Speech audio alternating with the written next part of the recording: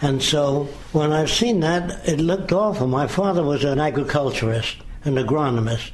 He was one of the first guys laid off. He couldn't get a job. I looked in store windows and they had everything. Radio sets, vacuum cleaners. People didn't have the money to buy it. And it looked strange to me. And I thought maybe the rules of the game were not good. They worked at one time, but they don't work now. The earth is still the same place. How come everybody got laid off? Suddenly they don't have purchasing power. And I had no way of looking at it. Then there was a guy up on a soapbox. He called himself Mankind United. And he's talking about if man learned to live in harmony with one another and learn how to get along. No information, just wishes. I didn't care for that. There was another guy on a soapbox.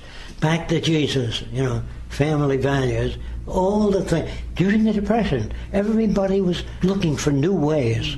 It's amazing. Communism, socialism was up on soapboxes. The Secretary of State of the United States went to Russia to see what they were doing. And he liked what they were doing. So they made a film called Mission to Moscow. You never even heard of it. Run in this country. Very successful. Favorable to communism. Of course, all that was taken away. It's gone now. You can't even see it anywhere. And I don't say it's good or bad, but that was good. It was more of an open system. Then there was a film called The March of Time. I don't know if any of you remember it. It was like a newsreel. It used to appear in all the movie theaters. So the United States, The March of Time, as a film company, sent a film crew to Russia to see what they were doing. And they opened it by saying, we think that the Soviet Union communism will kill incentive. We think that the free enterprise system will generate more incentive. That's what they said. Then they said, but we wish you the best of luck on your new, unusual social experiment. And they shook hands. That was the March of Time. That was the America I grew up in. What are you afraid of? If people want to try a different social experiment or a new type of airplane, well, the chances are you're going to have trouble if the airplane's brand new, unless you've experimented a great deal with it. So it takes time to solve problems. So that was the time I was brought up in. And so I looked around. There was a guy on the soapbox talking about communism. So I walked over and said, I heard about communism from our government, and they're very much against it. So I don't believe what the Republicans say about the Democrats or what the Democrats say about the Republicans or what we say about anybody, but I'd like to get it. What is communism? So he said, Sonny boy, go home. There was a lot of adults around this guy, and he tried to get rid of me. I said, no, I want to hear it from you. I want to know what it is. So he said, if the common man owned the means of production, he could never be laid off and the profits would go to all people. And that sounded interesting and different to me. So I said to him, where can I find out more about it? He says, we have to go to YCL. I said, what's that? He said, the Young Communist League. I said, where are they? And he gave me an address. And when I got there, there were children from about 8 years to 16. And they all had read great books. Dostoevsky's Crime and Punishment, Our Plundered Planet, that book I'm telling about, long before Rachel Carson. And these kids were very sharp. They were not ordinary kids. So I said, can I ask some questions? They said, yes. How are you going to prevent corruption after you get into power? How are you going to prevent people from living better than other people or getting rid of people that feel as a threat to their views?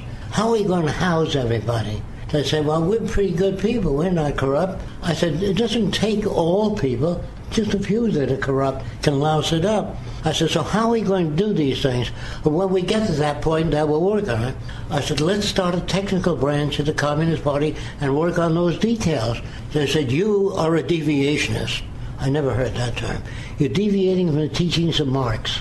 You'll have to leave. I said, I'm not deviating. I'm trying to give you a way of solving problems.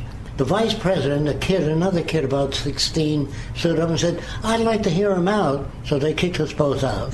That was my exposure to the Young Communist League. I don't say all communists are that dumb, but this guy was dumb because he lost tremendous advantages. So then I went to socialist meetings. And I said, all right, after the country is turned over to socialism, how do you deal with corruption and how do you deal with serial killers and problems in government and embezzlement and money laundering and all those?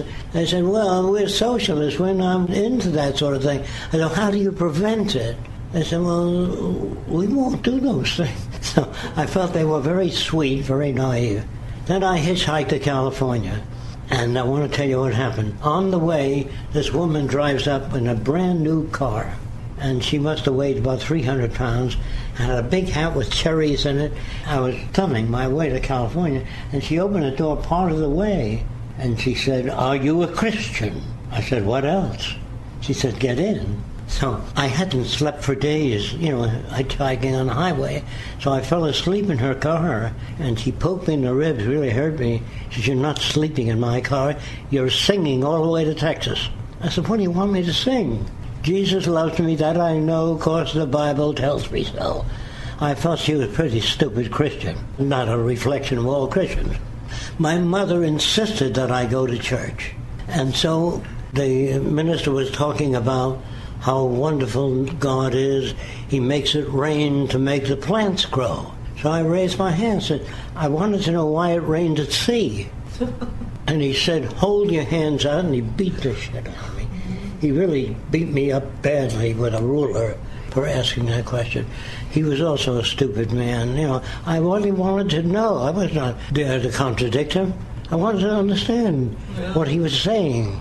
So I kept away from religion because I always found that the people there just recited things, like rote memory. They had no answers in between. They said the Lord works in strange ways. I said, if I designed a bridge and it caved in, I can't say it's an act of God. It's bad mathematics or flawed engineering. You know what I mean? There's no way to say the Lord works in strange ways. Fresco doesn't work in strange ways.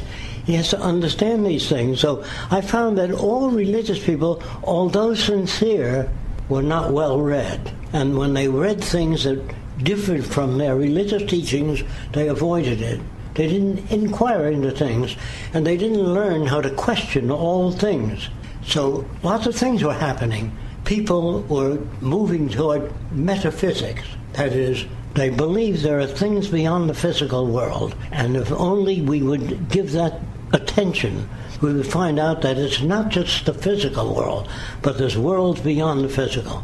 And I wanted to know all about that, because what the hell am I working in a lab for, trying to find out how things work, if there's such a thing as telepathy and consciousness? By opening your mind and meditating on your navel in the forest, you might get revelations. Without real knowledge, I couldn't imagine how anyone got any revelations. So I went to hundreds of seances and metaphysical meetings, and I saw strange things, because 2 Catholic priests used to attend my seminars. And they said, the trouble with you, Jock, is you think everything could be solved materially, but there are things beyond the material. I said, I have never seen any yet.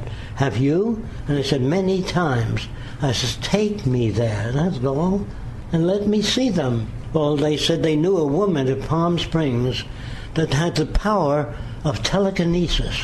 So I said, what's that? She can move objects without touching them. I said, take me there, because if that's so, the hell with science. I'm not interested in working my butt off when you can concentrate on things and reduce cancer and everything else. So I went to Palm Springs. But before I went there, I said, can I check it out when I'm there? He asked the woman, the priest, she said, of course. So I went there, and she put this big vase on the table, and she concentrated on it, and it began to move down the table. So I took my fountain pen, which was made of metal, and I'm moving it around the table, because I suspect something. And I got a 60-cycle hum. So I peeled the veneer off, and she had a bell buzzer with 4 rubber shock mounts. The table was highly polished and slightly tilted, and it moved. So I said, Father Dunn, here's how it's done, see? So she said to me, you SOB, you get the hell out of here. So I said, just a minute, I'm not your enemy. When you tell these kids you have magical powers, the people that were there, they don't work on problems. They hope things will work out. You have to get up off your butt and work on them. Blindness, leprosy, AIDS, whatever. You have to work and do a lot of studying, hoping you get well and praying Doesn't work because I've never known a guy without an arm that went to Lourdes and says, I need an arm. Or without an eyeball. I need an eyeball.